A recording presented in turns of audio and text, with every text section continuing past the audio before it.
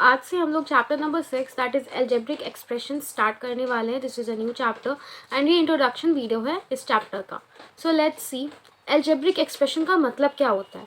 It is a combination of constants मतलब numericals and variables यानी कि alphabets connected by the means of fundamental operations that is addition, subtraction, multiplication and division.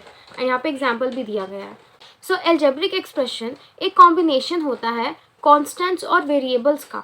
Constant मतलब numbers, numericals, और variables यानी कि alphabets from a to z any alphabet, और इनको connect किया जाता है कुछ फंडामेंटल ऑपरेशन से that is plus, minus, into and divide.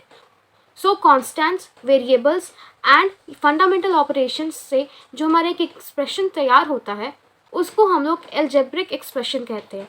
यहाँ पे एग्जांपल दिया गया है 2y + 3. यहाँ पर देखो 2 एंड 3 ये आपके कॉन्स्टेंट्स हैं, y is a variable and plus is the fundamental operation. Next example a³ y² - 2m etcetera. So यहाँ पर 2 हमारा कांस्टेंट है एंड बाकी के सारे जो है वो हमारे वेरिएबल्स है. एंड ये जो नेगेटिव का साइन है दैट इज सब्ट्रैक्शन, ये हमारे दो टर्म्स को ज्वाइन कर रहा है, कनेक्ट कर रहा है.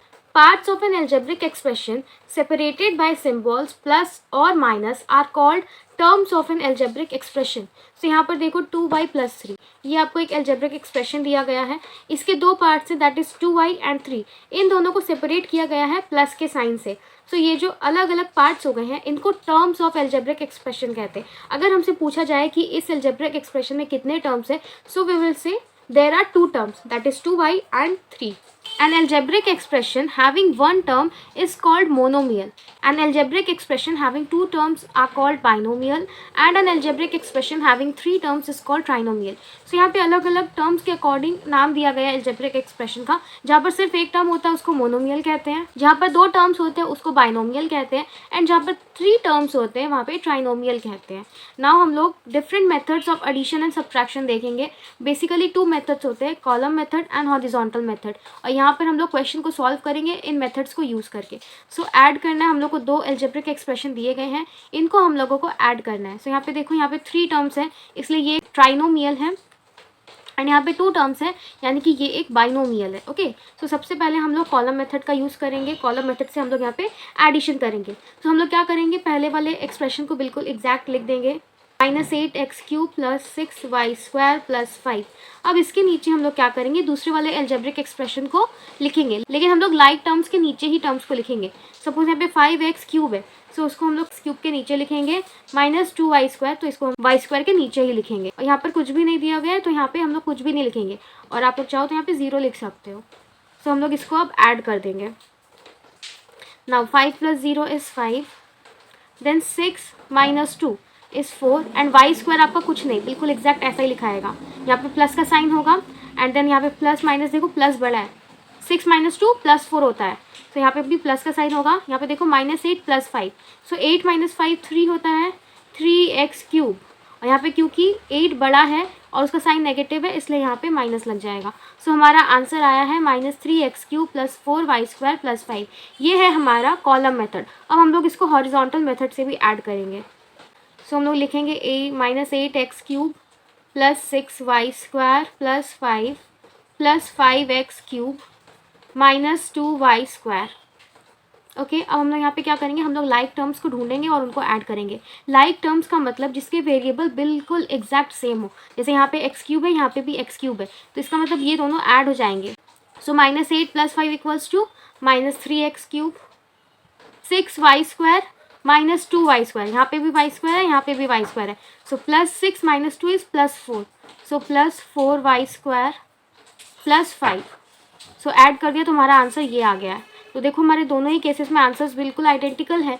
Subtract 6p² - 13pq + r from -12p² + 5pq - 14r. यहाँ दोनों ही एल्जेब्रिक एक्सप्रेशन में 3 टर्म्स है इसलिए दोनों ही ट्राइनोमियल हैं. अब यहाँ पे बोला गया है हम लोग को इसको सब्ट्रैक्ट करना है फ्रॉम दिस, इसका मतलब ये ऊपर आएगा. तो सबसे पहले हम लोग कॉलम मेथड यूज़ कर रहे हैं, तो सबसे पहले हम लोग इसको ऊपर लिखेंगे, -12p² + 5pq - 14r. एंड उसके नीचे हम लोग इस वाले एक्सप्रेशन को लिख देंगे, 6p² - 13pq + r. ठीक है, अब यहाँ पे हम लोग को सब्ट्रैक्ट करना है. हम लोग का यहाँ पे साइन चेंज हो जाएगा. यहाँ पे प्लस का साइन है तो इसका वर्क होगा माइनस का, यहाँ पे माइनस का साइन है तो यहाँ पे हम लोग प्लस देंगे ब्रैकेट के अंदर, एंड यहाँ पे प्लस है तो यहाँ पे हम लोग माइनस देंगे, और हम लोग वर्क करेंगे इसके साथ, दैट इज़ -14 -1। सो अब हम लोग इसको कंटिन्यू करेंगे। -14 -1, यहाँ पे कुछ भी नहीं है, इसका मतलब 1 है, तो यहाँ पे -15 हो जाएगा हमारा आंसर। नेक्स्ट यहाँ पे देखो +5 +30, तो 13 + 5 इज़ 18 PQ, एंड साइन आपका पॉजिटिव रहेगा। -12 -6, सो -18 हो जाएगा, क्योंकि 12 + 6 18 होता है, और दोनों माइनस है इसलिए साइन माइनस का लगेगा, -18 P²। सो हमारा आंसर आ गया है। सो यहाँ पे हम लोग को फ्रॉम के बाद वाले एक्सप्रेशन को पहले लिखना होगा। So we will write -12 P² + 5 PQ -14R, इसको एक ब्रैकेट में रखेंगे, माइनस का साइन देंगे, और फिर दूसरे वाले एक्सप्रेशन को नोट डाउन कर देंगे। अब यहाँ पे हम लोग ब्रैकेट्स को ओपन करेंगे, -12 P² + 5 PQ -14R, minus plus -6 P² minus minus +13 PQ minus plus minus R। यहाँ पे हम लोग क्या करते हैं ना, माइनस और माइनस को इंटू करने से प्लस आता है, एंड माइनस और प्लस को इंटू करने से माइनस आता है। सो उसके अकॉर्डिंग ही हमने यहाँ पे ब्रैकेट से ओपन किया है। अब हम लोग यहाँ पे लाइक टर्म सर्च करेंगे, एंड वैसे ही अपने ऑपरेशन को कंटिन्यू करेंगे जैसे पहले किया था। सो -12 P² and -6 P², so -12 -6 is -18 P²। 5 PQ + 13 PQ, ये आपका बन जाएगा 18 PQ। -14 -1, that is -15R। दोनों ही केसेस में हमारे आंसर बिल्कुल आइडेंटिकल है। तो ये हमारा एक रिवीजन हो गया कॉलम मेथड और हॉरिजॉन्टल मेथड का। अब हम लोग मल्टीप्लिकेशन ऑफ मोनोमियल्स सीखेंगे। तो मोनोमियल्स यानी कि वन टर्म, अगर यहाँ पे बीच में प्लस या माइनस का साइन होता वेरिएबल्स या फिर कॉन्स्टेंट्स के बीच में, तो वो आपके बाइनोमियल या ट्राइनोमियल बन सकते थे, लेकिन यहाँ पे जब मल्टीप्लिकेशन होता है तो आपका टर्म्स पूरा एक कहलाता है, दैट इज़ मोनोमियल। तो यहाँ पे हम लोग को इन दोनों नंबर्स को मल्टीप्लाई करना है। सिंपली हम लोग लिखेंगे 5x² y into 4x y।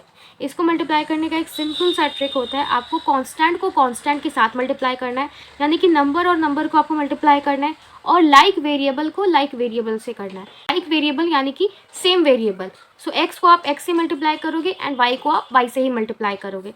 So let's begin. यहाँ पे कॉन्स्टेंट्स को पहले मल्टीप्लाई करेंगे तो ये कुछ ऐसा आएगा, 5 × 4 into x² into x into y into वाई। मैंने क्या किया देखो, मैंने 5 और 4 को एक पेयर में लिख दिया, x² इंटू x को एक पेयर लिख दिया, y इंटू वाई को एक साथ लिख दिया, ठीक है। अब हम लोग यहाँ पे मल्टीप्लाई करेंगे, 5 4 = 20 इंटू यहाँ पे देखो हमारे बेसिस सेम है तो हमारा पावर ऐड हो जाएगा। ये हमने एक्सपोनेंट्स एंड पावर्स चैप्टर में सीखा था। तो x का पावर में 2 + 1 3 हो जाएगा, इंटू आपके बेसिस बिल्कुल सेम है, बीच में मल्टीप्लिकेशन का साइन है, सो पावर ऐड हो जाएंगे, 1 + 1 = 2। अब यहाँ पे मल्टीप्लिकेशन का साइन है तो इसको हम लोग एक साथ लिख देंगे, तो ये बनेगा 20x³ y²। यहाँ पर हमने ऐसे तोड़ तोड़ के किया है, आप जब 2 से 3 सम्स ऐसे सॉल्व करोगे ना तो आप डायरेक्टली भी कर पाओगे। नेक्स्ट देखो, फाइंड द प्रोडक्ट। यहाँ पे हम लोग को 3 मोनोमियल्स दिए हैं और इन तीनों को ही हम लोग को मल्टीप्लाई करना है। So let's start, 6x² y into 2/3xy² into -5yz²। आप लोग चाहो तो इसको डायरेक्टली भी कर सकते हो, या फिर जैसे पहले किया था कॉन्स्टेंट्स को अलग करके वेरिएबल्स को अलग करके, वैसे भी कर सकते हो। तो चलो हमने यहाँ पे इसको अलग अलग करके करते हैं। पहले 6 इंटू 2/3 इंटू -5, ये हम लोग एक पेयर बना दिए, ठीक है, सारे इसमें नंबर्स आ गए, into x² into x into यहाँ पे तो x है ही नहीं तो यहाँ पे हम लोग इसका 1 ही लिख देंगे, फिर इंटू देंगे यहाँ पे y into y² into y, और यहाँ पे z² तो सिर्फ एक जगह पे, तो इसको हम लोग यहाँ पे लिख देंगे इंटू z²। अब हम लोग यहाँ पे कट करेंगे, 3 के टेबल में 6 आता है 2s में, तो 2 2 4 इंटू -5 इज़ -20 इंटू, यहाँ पे सारे वैसे सेम है, बीच में मल्टीप्लिकेशन का साइन है, तो हमारे सारे पावर्स ऐड हो जाएंगे। सो x का पावर 2 + 1 3 इंटू y में देखो यहाँ पे आपके सारे बेसिस सेम है, बीच में मल्टीप्लिकेशन का साइन है, तो सारे पावर ऐड हो जाएंगे, 1 + 2 3 + 1 4 इंटू z², तो z² ही रह जाएगा, और फिर हम लोग इसको एक साथ भी लिख सकते हैं, -20x³ y⁴ z²। ये आ गया आपका आंसर। अगर इसको आप लोगों को डायरेक्टली करना है तो आप लोग क्या करोगे, 6 इंटू 2/3 इंटू -5, इसको आप रफ में कर लो, एंड उसके बाद जो पावर्स में एडिशन होते हैं वो तो आप लोग डायरेक्टली कर सकते हो। So this was all in today's session, and in this session we have got a brief introduction of chapter algebraic expression. From the very next video we will move to the worksheet 1, and I hope the video was helpful to you. If it was, please hit the like button and share and subscribe to the channel. Thank you.